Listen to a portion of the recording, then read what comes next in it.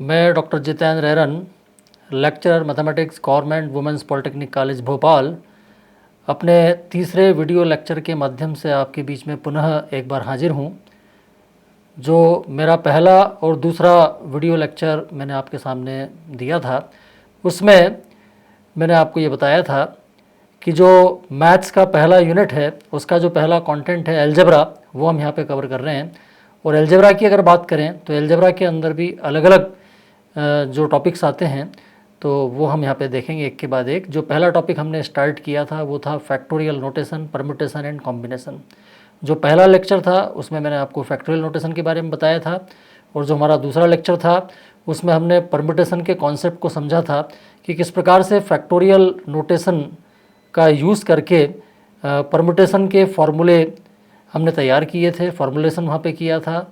और साथ में हमने ये देखा था कि किस तरह से परम्यूटेशन की प्रॉब्लम को सॉल्व किया जाता है, परम्यूटेशन का मीनिंग क्या होता है, ये सब चीज़ें हमने डिस्कस की थी। उम्मीद है आप लोगों को जो भी हमने बताया था वो समझ में आया होगा। आज हम कॉम्बिनेशन स्टार्ट करने जा रहे हैं। परम्यूटेशन के बाद जो सेकंड टर्म आती है वो होती है कॉम्बिनेशन। कॉम्बिनेशन का जो फॉर्मूलेशन होगा उसके अंदर भी फैक्टोरियल नोटेशन का आप देखेंगे यूज़ होगा। तो कॉम्बिनेशन जो होता है वो क्या होता है, कॉम्बिनेशन का मीनिंग क्या होता है, किस तरह से कॉम्बिनेशन की प्रॉब्लम्स आती हैं, उनको कैसे सॉल्व किया जाता है, ये सब हम डिटेल में वन बाय वन डिस्कस करेंगे। आपके सामने मैं जो पावर पॉइंट अपना प्रेजेंटेशन मैंने तैयार किया है, उसके अंदर मैं आपको वन बाय वन जो स्लाइड्स आएंगी उनके माध्यम से समझाऊंगा कि कॉम्बिनेशन क्या है। तो देखिए हम स्टार्ट करते हैं। यहाँ पर जो अपना सेशन आज हो रहा है उसका ऑब्जेक्टिव क्या है, वो लर्निंग आउटकम जो इस सेशन का है उसको आप ध्यान दें कि जो पहला अपना आउटकम था, कोर्स आउटकम, उसके लिए जो लर्निंग आउटकम्स अलग अलग आए थे। आपने देखा था कि पहले लेक्चर में जो लर्निंग आउटकम था, दूसरे लेक्चर में जो लर्निंग आउटकम था, तीसरे लेक्चर में जो लर्निंग आउटकम है, तीनों सिमिलर है। यहाँ पर जो लर्निंग आउटकम आपके सामने है वो वही है जो शुरू के दो लेक्चर में था, understand concept of factorial and it's use in permutation and combination formulation. तो इसका जो हम देखें तो फैक्टोरियल वाला हमने पार्ट कवर कर लिया है, परम्यूटेशन के फॉर्मुलेशन वाला पार्ट भी हमने कवर कर लिया है। आज हम क्या कवर करने जा रहे हैं, कॉम्बिनेशन के फॉर्मुलेशन में। तो आज का जो लर्निंग आउटकम है इस सेशन का, उसमें आप देखेंगे कि फैक्टोरियल नोटेशन का यूज़ करके कॉम्बिनेशन के फॉर्मूले किस तरह से तैयार किए जाते हैं, कॉम्बिनेशन की किस तरह से प्रॉब्लम्स आएंगी, क्या मीनिंग होता है, ये सब आपके सामने आने वाला है। तो देखिए सबसे पहला जो आपके सामने ये स्लाइड आ रहा है उसमें मैंने कॉम्बिनेशन की जो डेफिनेशन है या कॉम्बिनेशन की जो कॉन्सेप्ट है उसका जो मीनिंग है वो यहाँ पर आपको बतलाया है।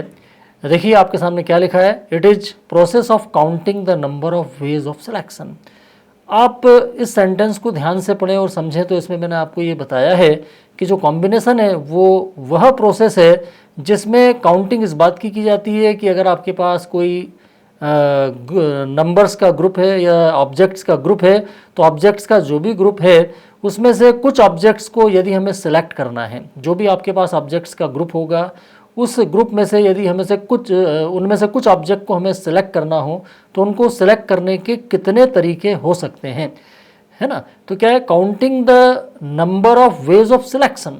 जबकि आपने परम्यूटेशन के अंदर पढ़ा था कि परम्यूटेशन क्या था, counting the number of arrangement, counting the number of arrangement, है ना। परम्यूटेशन के अंदर अरेंजमेंट वाली बात आती है और कॉम्बिनेशन के अंदर सिलेक्शन वाली बात आती है। सिलेक्शन माने ये है कि अगर आपके पास कोई भी ग्रुप है ऑब्जेक्ट का, ठीक है ना, उसमें एक से ज़्यादा ऑब्जेक्ट होंगे, कितने भी ऑब्जेक्ट हो सकते हैं, और उस ग्रुप में से यदि हमें कुछ को सिलेक्ट करना हो किसी पर्टिकुलर पर्पस से, तो उनको सिलेक्ट कितने अलग अलग तरीक़ों से किया जा सकता है, उसी की जो काउंटिंग होगी उसी का नाम कॉम्बिनेशन है। तो देखिए जो भी अपनी नेक्स्ट स्लाइड है उसके अंदर मैंने आपके सामने एक एग्जांपल वहाँ पे दिया है, आप उसको ध्यान से देखें कि मान लीजिए आपके पास जो ऑब्जेक्ट का सेट है ना, ऑब्जेक्ट का सेट मतलब जो भी डिफरेंट ऑब्जेक्ट हैं वो कुछ भी हो सकते हैं, वो अल्फ़ाबेट भी हो सकते हैं, वो कुछ भी हो सकते हैं। तो यहाँ पे आप देख रहे हैं कि 3 अल्फ़ाबेट्स मैंने लिए हैं A B C, और A B और C को मिलाकर हमने एक सेट कंसिडर किया है। ये आपके पास हो गया ग्रुप ऑफ 3 ऑब्जेक्ट। तो ये जो 3 ऑब्जेक्ट का ग्रुप है इसमें से मान लीजिए आपको कितने ऑब्जेक्ट को सिलेक्ट करना हो, इन 3 में से किसी एक को सिलेक्ट करना है। अब 3 में से अगर मान लीजिए सिलेक्शन हमें करना है तो हम यहाँ पे कितने ऑब्जेक्ट सेलेक्ट कर सकते हैं? आउट ऑफ 3 हम सेलेक्ट कर सकते हैं 1 ऑब्जेक्ट, आउट ऑफ 3 हम सेलेक्ट कर सकते हैं 2 ऑब्जेक्ट, या आउट ऑफ 3 हम सेलेक्ट कर सकते हैं 3 ऑब्जेक्ट। अब यहाँ पे ऐसा तो नहीं हो सकता है कि 3 ऑब्जेक्ट आपके पास हैं और आपसे कहा जाए कि सिलेक्ट 4 आउट ऑफ 3। जब आपके पास 3 है तो मैक्सिमम आप कितने सेलेक्ट कर सकते हैं? 3 सेलेक्ट कर सकते हैं। तो यहाँ पे 1 बाय 1 हम सारे प्रोसीजर को समझेंगे। तो सबसे पहला जो एग्जाम्पल मैंने आपके सामने दिया है जिससे आपको पूरा कॉम्बिनेशन का कॉन्सेप्ट समझ में आने वाला है, तो वो ये है कि मान लीजिए आपको किसी एक ऑब्जेक्ट को सिलेक्ट करना है, इन 3 में से किसी एक को सिलेक्ट करना है, तो वो 3 में से जो एक सिलेक्ट होगा वो कौन हो सकता है? इनमें से कोई भी हो सकता है, वो सिलेक्ट हो सकता है। इट मीन्स हम ए को सिलेक्ट कर सकते हैं, हम यहाँ पर बी को भी सिलेक्ट कर सकते हैं, और हम यहाँ पर किसको भी सिलेक्ट कर सकते हैं? सी को भी। तो ए बी सी ये जो सेट है, इस सेट में से आपको एक ऑब्जेक्ट सिलेक्ट करना है, और मान लीजिए आपने ए को सिलेक्ट किया या फिर बी को किया या सी को किया, तो टोटल हमारे पास कितने तरीके हो गए? हमारे पास आ गए there are 3 ways of selection. ठीक है, total 3 ways of selection are there. It means ये हुआ कि इन 3 ऑब्जेक्ट में से यदि हमें किसी एक ऑब्जेक्ट को सिलेक्ट करना हो तो किसी एक ऑब्जेक्ट को सिलेक्ट करने के हमारे पास 3 तरीके हैं, है ना। Our selected object will be either A or B और सी। अब यहाँ पे मान लीजिए हमें इसी ग्रुप में से एक नहीं बल्कि कितने ऑब्जेक्ट को सिलेक्ट करना है? 2 ऑब्जेक्ट को सिलेक्ट करना है। तो आप देखिए यहाँ पे कितने तरीके हो सकते हैं, क्या क्या पॉसिबिलिटीज़ होगी 3 में से 2 ऑब्जेक्ट को सिलेक्ट करने की, वो यहाँ पर हम देखेंगे। तो यदि 3 में से आपको 2 ऑब्जेक्ट सेलेक्ट करना है तो वो 2 ऑब्जेक्ट जो आप सेलेक्ट करेंगे वो कौन कौन से हो सकते हैं? वो हो सकते हैं ए बी, है ना, ए और बी भी हो सकता है। यहाँ पर आप ध्यान दीजिए कि हम केवल सिलेक्ट कर रहे हैं और उन ऑब्जेक्ट्स को अरेंज नहीं कर रहे हैं, जबकि परम्यूटेशन के अंदर अरेंजमेंट वाली बात थी। जब वहाँ पे हमने देखा था कि मान लीजिए आपके पास 3 ऑब्जेक्ट का सेट है और 3 ऑब्जेक्ट के सेट में से आपको 2 ऑब्जेक्ट को अरेंज करना हो तो उनको अरेंज करने के क्या तरीके हो सकते हैं वो हमने देखा था। तो हमने वहाँ पे देखा था कि मान लीजिए 3 में से आपने 2 ऑब्जेक्ट ए बी सिलेक्ट किए और उनको अरेंज किया, तो उनको अरेंज करने के लिए पहला अरेंजमेंट क्या बनेगा? ए बी, दूसरा क्या बनेगा? बी है। जबकि यहाँ पे अरेंजमेंट का कोई मतलब नहीं है, क्योंकि यहाँ पर हम काउंटिंग केवल इस बात की कर रहे हैं कि इन 3 में से 2 ऑब्जेक्ट को कितने तरीकों से सिलेक्ट कर सकते हैं, या 3 में से जब 2 ऑब्जेक्ट सिलेक्ट करेंगे तो वो 2 ऑब्जेक्ट कौन कौन से हो सकते हैं। तो हमारा पहला तरीका हो सकता है कि 3 में से 2 ऑब्जेक्ट आपने क्या सिलेक्ट करे? A and B. दूसरा तरीका क्या हो सकता है? 3 में से 2 ऑब्जेक्ट आपने सिलेक्ट करे बी एंड सी। और तीसरा तरीका क्या हो सकता है? 3 में से 2 ऑब्जेक्ट आपने सिलेक्ट किए ए एंड सी। अब आप सोचिए कि इन 3 तरीकों के अलावा क्या और भी कोई चौथा तरीका है जिनके द्वारा आप इनमें से 2 ऑब्जेक्ट को सिलेक्ट कर सकते हैं। तो आप देखेंगे कि इन 3 तरीकों के अलावा हमारे पास और चौथा तरीका अवेलेबल नहीं है, पॉसिबल नहीं है। केवल हमारे पास ये 3 तरीके हैं जिनसे हम 3 में से 2 ऑब्जेक्ट को सिलेक्ट कर सकते हैं। तो combination is the process of selection, ये यहाँ पे हमें समझ में आ रहा है। हमने सबसे पहले देखा कि एक ऑब्जेक्ट को सिलेक्ट करना है तो कितने तरीके होंगे, 2 ऑब्जेक्ट को सिलेक्ट करना है तो कितने तरीके होंगे। और मान लीजिए यहाँ पर मैंने 3 ऑब्जेक्ट जो हैं ए बी सी, उनमें से तीनों को ही सिलेक्ट करना हो तो तीनों को ही अगर सिलेक्ट करना है तो हमारे पास केवल एक ही तरीका होगा, और वो तरीका ये होगा कि हम तीनों को सिलेक्ट कर लें, है ना। जब तीनों को सिलेक्ट करना है तो हमारे पास एक ही तरीका होगा कि हम तीनों को सिलेक्ट कर लेंगे, ए को, बी को और सी को। वहाँ पर इन 3 ऑब्जेक्ट को सिलेक्ट करने का केवल एक तरीका होगा, no more way is possible. तो मुझे लगता है कि यहाँ तक आपको ये समझ में आया होगा कि कॉम्बिनेशन का कॉन्सेप्ट एक्चुअल में क्या है।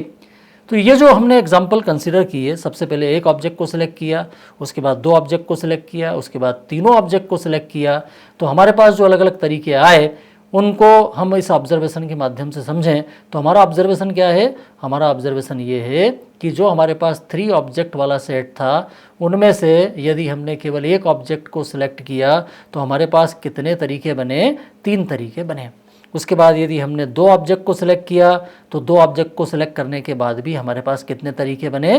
3 तरीके बने, जिन 3 तरीकों से हमने इन 3 में से 2 ऑब्जेक्ट को सिलेक्ट किया। और यदि 3 में से तीनों को सिलेक्ट किया तो हमारे पास केवल एक ही तरीका बना। तो ये जो तरीके निकल के आ रहे हैं यही कॉम्बिनेशन होता है। अब इसको हम समझेंगे कि इनका फॉर्मूलेशन क्या है।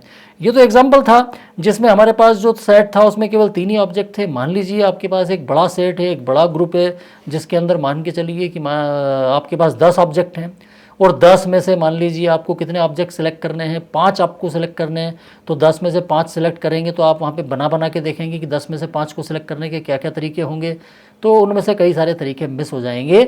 जब तक कि हमारे पास कोई मैथमेटिकल फार्मूला नहीं होगा, हम एग्जैक्टली ये पता नहीं लगा पाएंगे कि जो हमारे पास सेट ऑफ ऑब्जेक्ट होता है उसमें से ऑब्जेक्ट को सिलेक्ट करने के कितने तरीके हो सकते हैं। तो उसके लिए फॉर्मुलेशन जो हमने यहाँ पे बनाया है, आप देखिए जिस प्रकार से हमने परम्यूटेशन का फॉर्मुलेशन किया था उसी प्रकार से यहाँ पर हम कॉम्बिनेशन का भी फॉर्मुलेशन करने जा रहे हैं। परम्यूटेशन के कॉम्बिनेशन के अंदर आपने देखा था कि यहाँ पर एक नया सिंबल आपके सामने आया था और वो सिंबल था NPR, जबकि कॉम्बिनेशन के फॉर्मुलेशन के अंदर जो सिंबल हमारे पास आ रहा है वो है NCR। What is meaning of NCR, ये हम समझेंगे।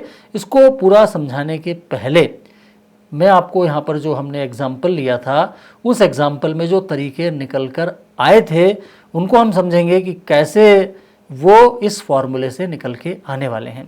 तो सबसे पहला जो एग्जाम्पल हमारा था वो ये था कि 3 ऑब्जेक्ट में से यदि किसी एक ऑब्जेक्ट को हमें सिलेक्ट करना हो तो 3 में से किसी एक ऑब्जेक्ट को सिलेक्ट करने के कितने तरीके बने थे, 3 तरीके बने थे। तो प्रॉब्लम यह है कि we have 3 object and we have to select 1 out of 3 and total number of ways are 3। ठीक है, तो ये कैसे आया, तो यहाँ आप देख रहे हैं कि 3C1, तो 3C1 दिस सिंबल इंडिकेट्स, ये जो 3 ऊपर आ रहा है जो कि ऊपर वाले पोजीशन पे आ रहा है, सुपर स्क्रिप्ट पे आ रहा है, ये इंडिकेट करता है कि आपके पास जो ऑब्जेक्ट्स का सेट है उसके अंदर टोटल कितने ऑब्जेक्ट हैं। और जो नीचे आ रहा है वो ये इंडिकेट करता है कि आप उनमें से कितने ऑब्जेक्ट को सिलेक्ट कर रहे हैं। तो हमारे पास कितने ऑब्जेक्ट हैं, 3, और 3 में से हम कितने ऑब्जेक्ट सेलेक्ट कर रहे हैं, 1। तो 3C1 इस सिंबल का मतलब होता है number of ways of selecting 1 object out of 3, यानी 3 ऑब्जेक्ट में से एक ऑब्जेक्ट को सिलेक्ट करने के कितने तरीके होंगे। This will be 3C1। Okay, तो 3C1 का मतलब है number of ways of selecting 1 object out of 3। आपने देखा था एग्जाम्पल में हमारे पास वो कितना आया था, फिगर 3, यानी 3 में से अगर एक ऑब्जेक्ट को सिलेक्ट करना है तो तरीके कितने बनते हैं, 3। ये जो फॉर्मूला हमने डिजाइन किया है इससे भी फाइनल आंसर हमारा 3 आ रहा है। ये कैसे आया आप ध्यान दीजिए। तो उसके लिए हमें NCR के फॉर्मूले को थोड़ा समझना होगा। फैक्टोरियल नोटेशन से आप बिल्कुल अच्छे तरह से समझ चुके हैं कि फैक्टोरियल नोटेशन क्या होता है। तो NCR का फॉर्मूला कैसे बन रहा है, NCR का फॉर्मूला बन रहा है फैक्टोरियल n, यानी जो ऊपर वाला नंबर है उसका factorial divided by factorial r। ये जो n आया है ये यहाँ पर एक बार फिर स्लाइड बनाने में मिस्टेक हो गई है, ये n नहीं है, यहाँ पर n की जगह क्या होना चाहिए, r।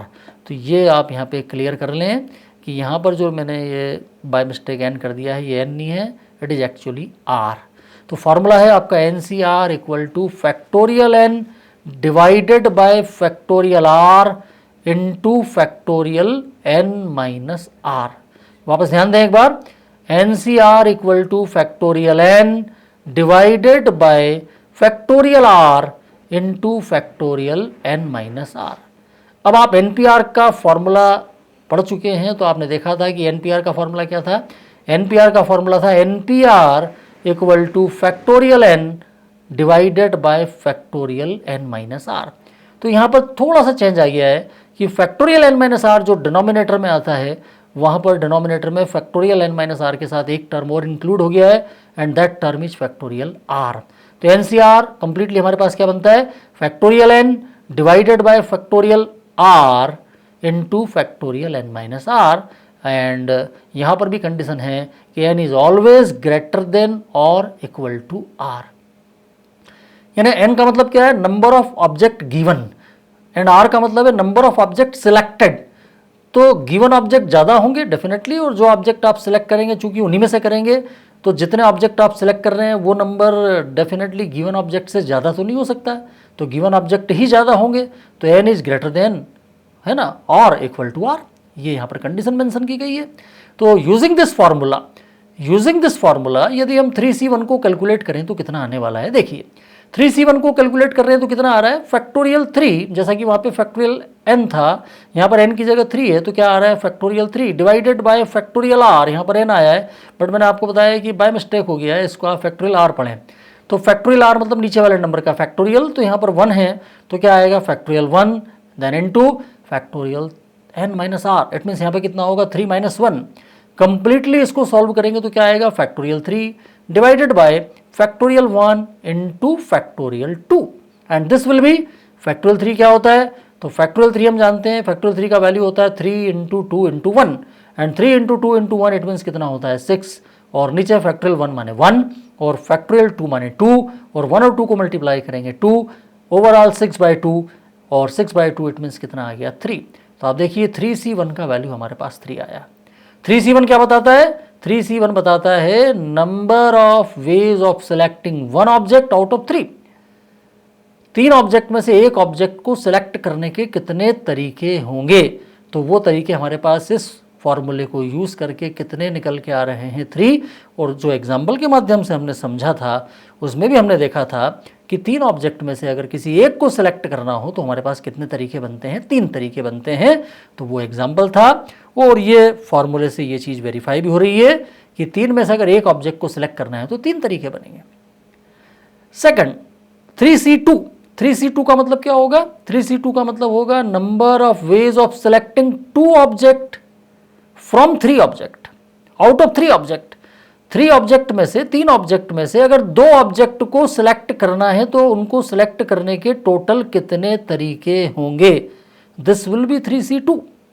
और 3C2 को हमने सॉल्व किया यूजिंग दिस फॉर्मूला, तो हमारे पास क्या आ रहा है, ये फॉर्मूला बन गया। अब इस फॉर्मूले को अप्लाई करके 3C2 को सॉल्व कर रहे हैं, कितना आ रहा है फैक्टोरियल 3 डिवाइडेड बाय फैक्टोरियल किसका आता है, नीचे आता है आर का फैक्टोरियल। यहाँ आर की वैल्यू कितनी है 2, तो कितना आ रहा है factorial 2 into factorial N minus R, और एन माइनस आर मैंने यहाँ पे कितना होगा 3 माइनस 2। तो ओवरऑल हमारे पास कितना बना factorial 3 divided by factorial 2 into factorial 3 minus 2। और सिंप्लीफाई करके कितना आ रहा है, तो सिंप्लीफाई करके हमारे पास आ रहा है factorial 3 divided by factorial 2 into factorial 1। और जब इसको और आगे सिंप्लीफाई करेंगे तो फैक्टोरियल 3 कितना होता है 3 into 2 into 1 it mean 6, factorial 2 माने 2, फैक्टोरियल 1 माने 1, 2 इंटू 1 2, 6/2 इट मीन्स कितना आया 3। तो आप यहाँ पे देख रहे हैं कि 3 ऑब्जेक्ट में से अगर 2 ऑब्जेक्ट को सिलेक्ट करना हो तो 3 में से 2 ऑब्जेक्ट को सिलेक्ट करने के तरीके भी कितने निकल के आ रहे हैं 3। ये इस फॉर्मूले से निकल के आए। जबकि जो मैंने एग्जाम्पल आपके सामने दिया उसमें भी बताया कि 3 ऑब्जेक्ट है आपके पास और 3 में से अगर किन्हीं 2 ऑब्जेक्ट को सिलेक्ट करना है तो 3 में से 2 ऑब्जेक्ट को सिलेक्ट करने के भी हमारे पास कितने तरीके निकल के आए थे 3, है ना। There are total 3 different ways. ये तीनों तरीके अलग अलग थे कि 3 ऑब्जेक्ट में से 2 सिलेक्ट करना है तो वो 2 सिलेक्ट करेंगे तो वो 2 कौन कौन से हो सकते हैं, AB भी हो सकते हैं, BC भी हो सकते हैं, AC भी हो सकते हैं, 3 तरीके बनेंगे।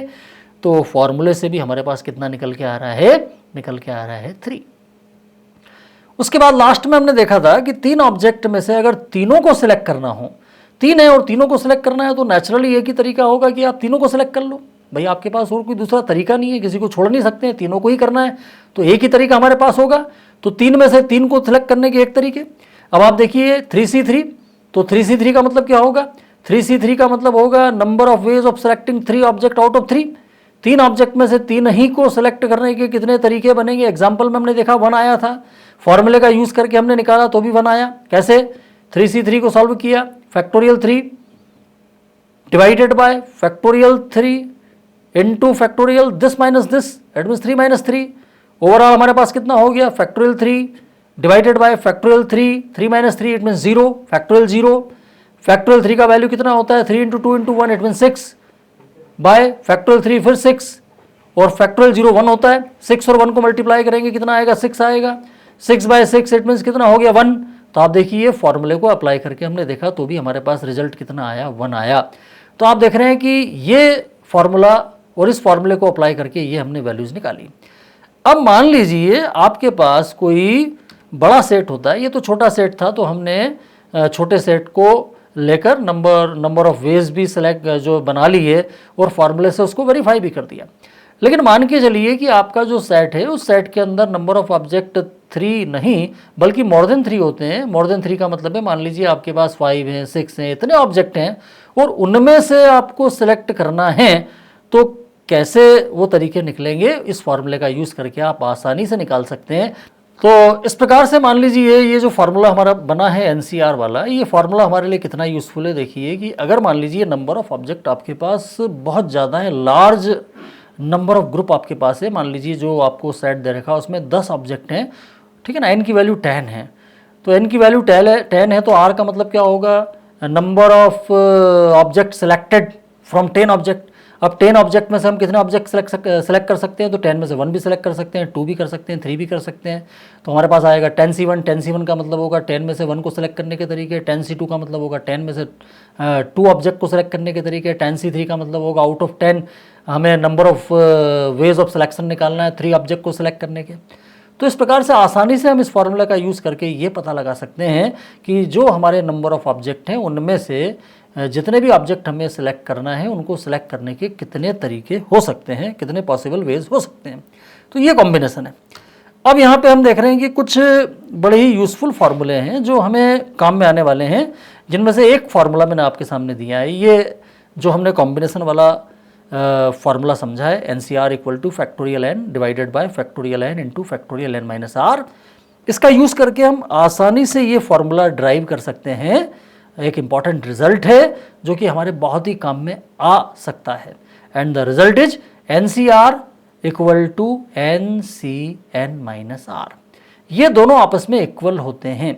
अब ये कैसे प्रूव करेंगे, तो बहुत सिंपल है, आपको कुछ नहीं करना है। एनसीआर का जो फार्मूला होता है ये फार्मूला लिखना है, उसको इक्वेशन नंबर 1 डाल देंगे। एनसीआर का फार्मूला लिखे, उसको इक्वेशन नंबर 1 डाल दिया। उसके बाद फिर आपको ये बताना है कि ये एनसीआर किसके इक्वल होने वाला है, एनसी एन माइनस आर के इक्वल होने वाला है। तो आप कुछ नहीं करिए, जो एनसीआर का फार्मूला आप लिखेंगे इसमें आर की जगह आप कितना पुटअप कर देंगे, एन माइनस आर। जब आर को एन माइनस आर से रिप्लेस कर देंगे तो आर को एन माइनस आर से रिप्लेस करने के बाद ये क्या बन जाएगा, it will become n c n minus r. जहां जहां इसमें आर है वहां वहां आप एन माइनस आर पुटअप कर देंगे। ये आपको मैं फिर बता रहा हूं एक बार, ये थोड़ा सा आप करेक्ट कर लेंगे। एनसीआर का फार्मूला जो मैंने आपके सामने लिखा है ये बाय मिस्टेक थोड़ा सा गलत हो गया है, यहाँ आपको इसको फैक्टोरियल आर पढ़ना है, ठीक है ना। तो ये है factorial n divided by factorial r into factorial N minus r. तो इस प्रकार से ये फार्मूला है। तो इसमें आर की जगह एन माइनस आर पुटअप करेंगे तो आप देखेंगे कि फाइनल जो इससे आउटपुट आएगा, फाइनल जो आउटकम आएगा वो वही आएगा जो एनसीआर का फार्मूला है। तो उससे ये निकल के आता है कि एनसीआर और एनसी एन माइनस आर आपस में इक्वल होते हैं। N c r equal to n c n minus r. तो ये अपने लिए एक बहुत ही इंपॉर्टेंट फार्मूला है। उसके बाद सेकंड फार्मूला ये है, जो एक इंपॉर्टेंट रिजल्ट है वो ये है कि n c a equal to N c b then n equal to a plus b. मान लीजिए कहीं पर हमारे पास ऐसा फाइनल स्टेप आता है कि दो अलग अलग सीज हैं, दो अलग अलग सी हैं, जहां पर आप देख रहे हैं कि सुपर स्क्रिप्ट वाली वैल्यू सिमिलर है दोनों में और नीचे वाली वैल्यू कुछ अलग अलग है। हमारे पास आता है N c a equal to N c b. जैसे मान लीजिए हमारे पास कहीं पर आया, कहीं पर ऐसा रिजल्ट आया कि n C 5 equal to N C 8, ऐसा आपको गिवन है। N C 5 equal to N C 8, it means क्या हुआ कि ऊपर वाला नंबर सिमिलर है, एन मैं एन बोल रहा हूँ, एन की जगह कुछ और भी हो सकता है बट सिमिलर होना चाहिए। नीचे दो अलग अलग नंबर हैं और वो दोनों आपस में इक्वल हैं, कहीं पर जाकर ऐसा इक्वेशन या ऐसा रिजल्ट हमारे पास आता है। तो हम ऐसा लिख सकते हैं कि if n c a equal to N c b then n equal to a plus b. Using this formula this result easily can be proved. ठीक है ना, इसका यूज़ करके इसको बड़ी आसानी से प्रूव किया जा सकता है। तो उस प्रूफ पे मैं अभी नहीं जा रहा हूँ, मैं केवल आपको ये बता रहा हूँ कि दोनों फार्मूले हमारे बहुत ही काम में आएंगे कॉम्बिनेशन की प्रॉब्लम्स को सॉल्व करने के लिए। अब यहाँ पर कुछ न्यूमेरिकल प्रॉब्लम मैंने आपके सामने दी है, जहाँ पर हम कुछ वैल्यूज़ निकालेंगे। ठीक है ना, ये अलग अलग प्रॉब्लम से 4-5 अलग अलग प्रॉब्लम है। पहला जो प्रॉब्लम मैंने आपके सामने दिया है उसमें आप देख रहे हैं कि आपको वैल्यू निकालने को कहा गया है कि find the value of 9C2। तो 9C2 का वैल्यू कैसे निकालेंगे अभी हम देखेंगे। हमारे पास NCR का जो फार्मूला है बस उस फार्मूले को यूज़ करना है। उस फार्मूले में n की जगह कितना पुटअप करना है 9 और r की जगह कितना पुटअप करना है 2। तो 9C2 की वैल्यू निकालनी है, 10C3 की वैल्यू निकालनी है, 11C7 की वैल्यू निकालनी है। तो इन वैल्यूज़ को आपको फाइंड आउट करना है using the formula of NCR, जो कॉम्बिनेशन वाला फार्मूला बताया है उसका यूज़ करके। मैं आपको अभी निकाल के बताऊँगा। अभी ये पहला प्रॉब्लम है। दूसरा टाइप जो प्रॉब्लम का हमारे सामने आ रहा है, जिस टाइप की प्रॉब्लम एग्ज़ाम में हमें देखने को मिलती है, वही प्रॉब्लम्स मैंने आपके सामने यहाँ पे लिखी है। तो सेकंड प्रॉब्लम जो है न्यूमेरिकल प्रॉब्लम्स हैं, थ्योरेटिकल प्रॉब्लम भी इसमें आएंगी। तो न्यूमेरिकल प्रॉब्लम में पहला प्रॉब्लम तो इस टाइप का आता है जहाँ सिंपली आपको इस टाइप की कुछ वैल्यू फाइंड आउट करने को दी जाती है। एंड द सेकंड प्रॉब्लम है if NC8 equal to NC12 then find the value of 23CN।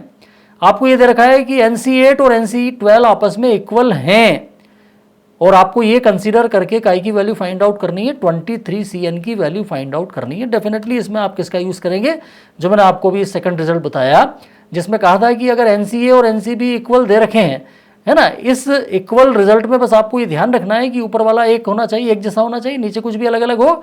तो अगर आपके पास NCA इक्वल टू NCB हो तो डायरेक्टली आप क्या लिख सकते हैं कि if this equal to this then n equal to sum of this to a plus b। अगर ये दोनों आपस में इक्वल होते हैं तो n की वैल्यू हमेशा इन दोनों के सम के इक्वल होती है। ये रिजल्ट है हमारे पास। इस रिजल्ट का यूज़ करके हम इन प्रॉब्लम्स को सॉल्व करेंगे, जो 3 प्रॉब्लम आपके सामने कंटिन्यूएशन में आ रही है। तो ऐसे ही आपका ये सेकंड वाला प्रॉब्लम भी सॉल्व हो जाएगा, ऐसे ही आपका जो थर्ड वाला प्रॉब्लम है वो भी सॉल्व हो जाएगा। यहाँ पर आप देख रहे हैं हमारे पास है 20CR equal to 20CR plus 2। ऊपर वाला नंबर दोनों में सिमिलर है, n की जगह 20 है, n और नीचे a की जगह r है, b की जगह r प्लस 2 है। तो 20CR equal to 20CR plus 2 का मतलब क्या हो जाएगा, n equal to a plus b। It means हमारे पास क्या हो जाएगा 20 इक्वल टू r प्लस 2। जो भी इक्वेशन बनेगी उसको सॉल्व करके हम काई की वैल्यू फाइंड आउट कर लेंगे r की, और जब एक बार r की वैल्यू मिल जाएगी तो इजीली हम काई की वैल्यू फाइंड आउट कर सकते हैं RC5। तो इस प्रकार से ये सारी प्रॉब्लम एक के बाद एक आप सॉल्व कर सकते हैं। इसके बाद हम यहाँ पर कुछ थ्योरेटिकल टाइप की प्रॉब्लम्स कंसीडर कर रहे हैं जो कि कॉम्बिनेशन पे आने वाली हैं। इस टाइप की जो प्रॉब्लम्स हैं वो एग्जाम में भी हमें देखने को मिलेगी। जो पहला थ्योरेटिकल प्रॉब्लम मैंने लिया है वो ये है, in a diploma examination a candidate has to pass if he pass in each of 5 subjects, in how many ways he fails. Problem यह है कि डिप्लोमा का जो एग्ज़ाम होता है उस डिप्लोमा एग्ज़ाम में कोई भी कैंडिडेट पास तब माना जाएगा जबकि वो अपने 5 विषयों के अंदर पास हो जाता है। यानी उसके एग्ज़ाम के अंदर टोटल कितने सब्जेक्ट हैं, 5 सब्जेक्ट हैं, और अगर वो 5 में से हर एक सब्जेक्ट में पास हो जाता है तो उसको पास माना जाएगा। बाकी सारी केसेस में, बाकी सारी कंडीशंस में वो क्या होगा, फेल हो जाएगा। तो यहाँ पूछा है कि इन how many ways he fails, मतलब कितने तरीकों से वो फेल हो सकता है। फेल होने के कितने तरीके हैं ये पूछा गया है। पास होने का केवल एक ही तरीका है और वो तरीका है कि उसको 5 सब्जेक्ट में पास होना पड़ेगा और उसके लिए डेफिनेटली उसको पढ़ाई करनी पड़ेगी। लेकिन फेल होने के तरीके कई सारे हो सकते हैं। तो फेल होने के क्या क्या तरीके हो सकते हैं वो आपसे पूछे गए हैं कि कितने तरीकों से वे फेल हो सकता है। तो आप देखिए कि वह जो भी बच्चा है जो डिप्लोमा एग्जाम में बैठा है, अगर वो किसी एक सब्जेक्ट में फेल हो जाता है तो भी उसको फेल माना जाएगा, है ना। एक में फेल हो गया, 4 में पास हो गया, लेकिन वो अल्टीमेटली तो फेल ही माना गया। अगर मान लीजिए वो 2 में फेल होता है, 3 में पास हो गया तो भी उसको हम फेल मानेंगे। अगर वो 3 में फेल हो जाता है, बाकी में पास हो जाता है तो भी उसको फेल मानेंगे। अगर वो 4 में फेल होता है तो भी हो सकता है ना, 4 में फेल होता है तो भी फेल, और 1 में फेल है तो भी फेल, और अगर 5 में फेल हो जाता है तो फेल है ही। तो आप देख रहे हैं कि उसके फेल होने के इतने तरीके यहाँ पे बन सकते हैं। पहला तरीका बन सकता है कि वो किसी एक सब्जेक्ट में फेल है 5 में से, तो वो फेल है। अब 5 सब्जेक्ट है और 5 में से किसी एक में फेल होना है ना। वो 5 सब्जेक्ट में से किसी एक, तो वो 5 में से कौन से सब्जेक्ट में फेल होगा, है ना। फेल होने के लिए उसको कौन से सब्जेक्ट में फेल होना है, तो उसके लिए क्या होगा कि 5 में से एक सब्जेक्ट में फेल होने के तरीके, इट मीन्स क्या हुआ 5C1। 5C1 का मतलब क्या होता है, 5 ऑब्जेक्ट हैं और उनमें से किसी एक को सिलेक्ट करना है। तो यहाँ पे उसे एक सिलेक्ट करना है फेल होने के लिए, कि 5 सब्जेक्ट में से किसी एक सब्जेक्ट को वो सिलेक्ट कर रहा है, मतलब किसी एक सब्जेक्ट में वो फेल हो रहा है, तो उसके फेल होने के तरीके कितने हो जाएंगे 5C1 पहली कंडीशन में। और दूसरी कंडीशन क्या है कि वो 5 में से किन्हीं 2 सब्जेक्ट में फेल होता है तो भी वो फेल ही होगा। तो 5 में से 2 सब्जेक्ट में फेल होने के कितने तरीके हो जाएंगे 5C2। 5C2 का मतलब क्या हो गया, टोटल 5 सब्जेक्ट हैं और वो किन्हीं 2 में फेल हो रहा है। तो कौन से 2 में फेल हो रहा है, वो कोई से भी 2 में फेल हो सकता है।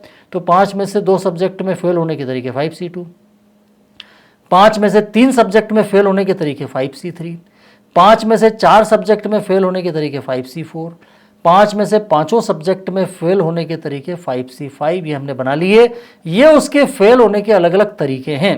तो टोटल कितने तरीके हो गए, टोटल तरीके हो जाएंगे, इन सबको हम ऐड कर देंगे, सबको सम कर देंगे, तो ये आ रहे हैं टोटल नंबर ऑफ वेज, है ना। ये वो तरीके हैं जिनसे वो फेल हो सकता है। तो उसके फेल होने के तरीके कितने बन रहे हैं, 5C1 plus 5C2 plus 5C3 plus 5C4 plus 5C5, ये आया। अब इनमें से हर एक की वैल्यू आपको फाइंड आउट करनी पड़ेगी, और उनकी इनमें से हर एक की वैल्यू फाइंड आउट करने के लिए आप कौन से फॉर्मूले का यूज़ करेंगे, हम यूज़ करेंगे एनसीआर वाले फॉर्मूले को यूज़ करके हम 5C1 की वैल्यू निकाल लेंगे, उसी फॉर्मूले को यूज़ करके 5C2 की वैल्यू, और इन सब की वैल्यू फाइंड आउट करके जब सबको ऐड करेंगे, सबको सम करेंगे, तो आंसर विल बी 31। तो ये हमारा पास जो आंसर आया फाइनल 31 कि 31 तरीके हैं जिनसे वो फेल हो सकता है। उसके फेल होने के कितने तरीके बन रहे हैं, 31 तरीके बन रहे हैं। अब 31 में से किसी एक तरीके से वो फेल होगा, लेकिन उसके फेल होने के 31 तरीके हो रहे हैं। पास होने का केवल एक ही तरीका है कि अगर वो पास होना चाहता है तो उसको पाँचों के पाँचों सब्जेक्ट में पास होना पड़ेगा, एक तरीका है। लेकिन फेल होने के 31 तरीके आ रहे हैं। कैसे आ रहे हैं ये आपको मैंने समझा दिया इस पूरे एग्जाम्पल के माध्यम से। अगला एग्जाम्पल जो आपके सामने आ रहा है वो भी वैसा ही है, लेकिन थोड़ा सा प्रॉब्लम चेंज कर दिया। प्रॉब्लम ये है, by how many veg a person can select one और मोर चेयर्स फ्रॉम 5 चेयर्स। यानी 5 चेयर्स में से अगर किसी व्यक्ति को एक या एक से ज्यादा चेयर्स को सिलेक्ट करना हो तो कितने तरीके होंगे। यानी आपके पास ये है कि 5 ऑब्जेक्ट हैं, चेयर्स माने ऑब्जेक्ट हो गया, ऑब्जेक्ट कुछ भी हो सकते हैं, तो 5 चेयर्स मतलब 5 ऑब्जेक्ट का एक सेट है, और उनमें से कितने सिलेक्ट करने हैं, वन और मोर। वन और मोर का मतलब है एक या उससे ज्यादा को हमें सिलेक्ट करना है, तो एक या उससे ज्यादा को सिलेक्ट करने के कितने तरीके होंगे, ये प्रॉब्लम हमारे सामने है। तो इसका जो सॉल्यूशन आपके सामने वो ये है, ध्यान दीजिए कि आपको चेयर कितनी सिलेक्ट करनी, वन और मोर, एक या उससे ज्यादा। तो एक या उससे ज्यादा का मतलब क्या है कि 5 है तो आप कितनी सिलेक्ट कर सकते हैं, एक चेयर भी सिलेक्ट कर सकते हैं। एक या उससे ज्यादा मतलब कितनी चेयर सिलेक्ट कर सकते हैं, 2, या फिर कितनी चेयर सिलेक्ट कर सकते हैं, 3, या फिर कितनी चेयर सिलेक्ट कर सकते हैं, 4, या फिर कितनी चेयर सिलेक्ट कर सकते हैं, ऑल 5, है ना। तो ये यहां पर सिलेक्शन का प्रोसीजर बन रहा है। वन और मोर का मतलब है 1 और 2 और 3 और 4 और 5। तो आपके पास 5 चेयर हैं, 5 में से एक सिलेक्ट की जा सकती है, 5 में से 2 भी सिलेक्ट की जा सकती है, 5 में से 3 भी, 5 में से 4 भी, 5 में से 5 भी। इन सब का मतलब है 1 और मोर। और प्रॉब्लम में पूछा भी यह है कि find the number of ways of selecting 1 और मोर चेयर्स फ्रॉम 5 चेयर्स। तो टोटल हमारे पास 5 चेयर्स हैं। अब 5 में से किसी एक चेयर को अगर सिलेक्ट करता है तो 5 में से एक चेयर को सिलेक्ट करने के कितने तरीके होंगे, 5C1। 5 में से 2 चेयर को सिलेक्ट करने के कितने तरीके होंगे, 5C2। और 5 में से 3 को सिलेक्ट करने के तरीके कितने होंगे, 5C3। 5 में से 4 को सिलेक्ट करने के कितने तरीके होंगे, 5C4। और 5 में से 5 को सिलेक्ट करने के तरीके कितने होंगे, 5C5। तो 1 और मोर यानी एक या उससे ज़्यादा चेयर को सिलेक्ट करने के कुल तरीके कितने हो जाएंगे, इन सबको सम अप कर देंगे तो हमारे पास आंसर वही हो जाएगा, 5C1 plus 5C2 plus 5C3 plus 5C4 plus 5C5। और जब इनकी अलग अलग वैल्यू फाइंड आउट करके सबका टोटल करेंगे तो अगेन आंसर विल बी 31। तो आप देखिए कि इसका आंसर भी 31 आएगा। सेम टाइप का प्रॉब्लम है, लेकिन प्रॉब्लम में थोड़ा सा जो है पार्ट है वो चेंज हो गया है। अगला प्रॉब्लम जो इस स्लाइड में मैंने आपको दिया है वो ये है कि there are 5 boys and 4 girls. ये ना मान लीजिए आपके पास एक ग्रुप है और वो ग्रुप ऐसा है कि उसमें बॉयज़ और गर्ल्स दोनों तरह के लोग हैं, ठीक है ना। तो 5 तो लड़के हैं और 4 क्या हैं, लड़कियां। टोटल कितने लोग हैं, 9 लोग हैं ग्रुप के अंदर। तो हमें ये पूछा गया है कि find the number of ways of selecting, ये अलग अलग चीज़ें हमें इन 9 बच्चों के समूह में से सिलेक्ट करना है। कितनों को सिलेक्ट करना है, 4। तो पहला प्रॉब्लम ये है, 3 प्रॉब्लम है इसमें अलग अलग।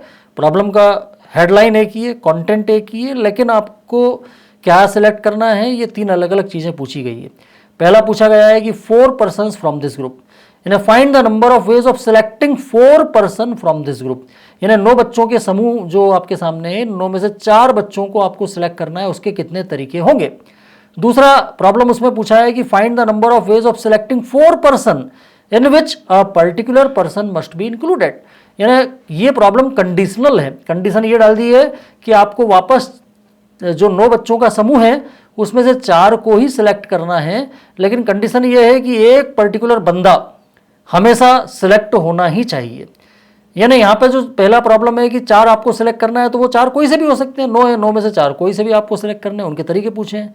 लेकिन दूसरे प्रॉब्लम में पूछा है कि 9 में से 4 को ही सिलेक्ट करना है, लेकिन 4 को इस प्रकार से सिलेक्ट करना है कि एक पर्टिकुलर बंदा हमेशा शामिल होना चाहिए। यानी मान लीजिए वो बंदा ए है, तो ए ऐसा है कि आप 4 को सिलेक्ट करेंगे तो 4 की जो अलग अलग आप प्रोसीजर बनाएंगे सिलेक्शन के, उनमें से हर सिलेक्शन में से ए तो शामिल होना ही चाहिए, यानी ए का उसमें शामिल होना जरूरी है। इसका मतलब 4 में से एक तो आ ही रहा है, बाकी 3 को आपको सिलेक्ट करना है। और लास्ट उसमें यह है कि आपको सिलेक्ट करना है 9 में से 4 को, लेकिन इस प्रकार से करना है कि वो जो 4 आप सिलेक्ट करेंगे उनमें से 2 तो होने चाहिए बॉय और 2 होने चाहिए गर्ल्स, यानी 2 बॉयज एंड 2 गर्ल्स, 2 लड़के और 2 लड़कियां आपको सिलेक्ट करनी है। यानी 4 सिलेक्ट करना है, 4 को इस प्रकार से सिलेक्ट करना है कि जो भी आप सिलेक्ट करके निकालेंगे उनमें 2 बॉयज एंड 2 गर्ल्स ऐसा होना चाहिए।